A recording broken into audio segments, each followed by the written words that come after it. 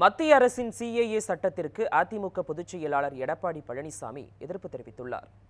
இது தொடர்பாக எக்ஸ் தளத்தில் பதிவிட்டுள்ள அவர், சிஏஏ சட்டத்தால் சிறுபான்மை மக்களுக்கு பாதிப்பு ஏற்படுவதை அதிமுக ஒருபோதும் அனுமதிக்காது என தெரிவித்துள்ளார். சிஏஏ சட்டத்தால் இஸ்லாமியர்களுக்கும் ஈழத் தமிழர்களுக்கும் பிரச்சனை ஏற்பட்டால் அதை அரசு வேடிக்கை பார்க்காது என முந்தைய ஆட்சி காலத்தில் சட்டமன்றத்தில் தெரிவித்துள்ளதாகவும் குறிப்பிட்டுள்ளார். ஆட்சியில் இல்லாதபோது பாஜகவுக்கு எதிர்ப்பு தெரிவித்தும், ஆட்சியில் இருக்கும்போது பாஜகவுடன் கூட்டு சேர்ந்தும் இஸ்லாமிய மக்களை திமுக ஏமாற்றி வருவதாக விமர்சித்துள்ளார்.